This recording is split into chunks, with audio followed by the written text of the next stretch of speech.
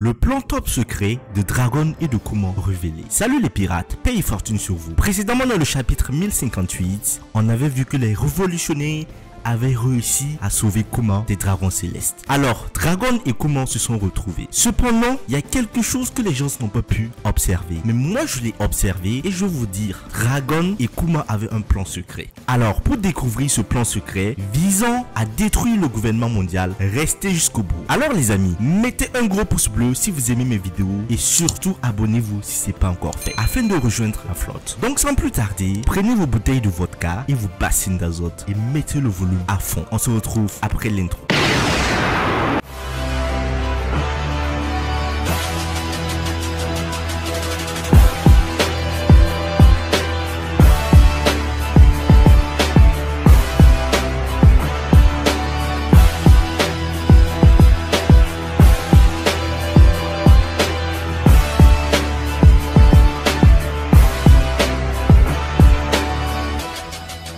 Le chapitre 1058 vient de sortir et c'était un chapitre absolument incroyable.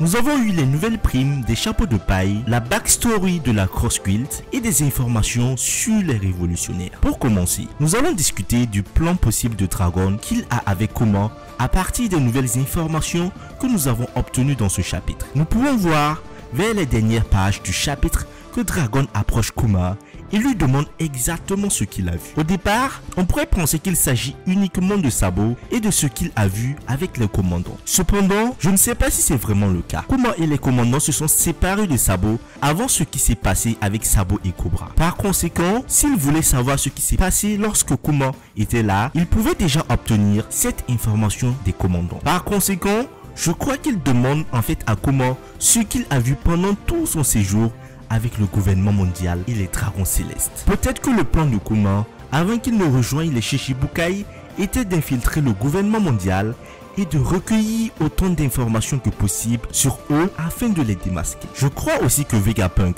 travaille en secret avec l'armée révolutionnaire. Dragon, Kuma et Vegapunk avaient un plan extrêmement secret pour infiltrer le gouvernement mondial afin de découvrir des secrets. Dragon et Kuma ont fait le pari qu'ils seraient pris comme esclaves et qu'ils seraient capables d'enregistrer des événements internes au service des dragons célestes. De plus, le fait que Vegapunk ait réussi à honorer la demande de Kuma de protéger le Thousand Sunny, je pense donc que Vegapunk doit être l'un des membres de l'armée révolutionnaire. Alors les amis, je pense que Vegapunk serait peut-être le dernier membre ou le scientifique de l'armée révolutionnaire qui va faire son apparition très prochainement. Si vraiment c'est le cas, ça va être une masterclass de la part de Kuma, Vegapunk et de Dragon. Parce que pendant tout ce temps, Kuma a pu observer comment les dragons célestes fonctionnaient.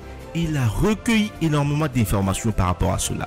Alors, là présentement, Kuma ne peut pas s'exprimer parce qu'il a été modifié. Il ne manque plus que Vegapunk qui est la seule personne qui est capable de donner la mémoire à Kuma afin qu'il révèle tout ce qu'il a pu obtenir comme information et quelle est la faille réelle des dragons célestes. Donc je pense que très prochainement, Vegapunk va faire son apparition parce que c'est la clé maîtresse de l'armée révolutionnaire. Notons que c'est l'un des derniers personnages qui est apparu dès le début de l'œuvre dont on ne connaît toujours pas l'identité. Oda a tenu même à cacher sa forme, à cacher à quoi il ressemblait. Donc c'est pour une bonne raison. Le docteur Vegapunk est peut-être une personne qu'on ne connaît, peut-être pas. Mais je pense que son apparition fera un remue-ménage, un tremblement, un séisme dans le monde de One Piece.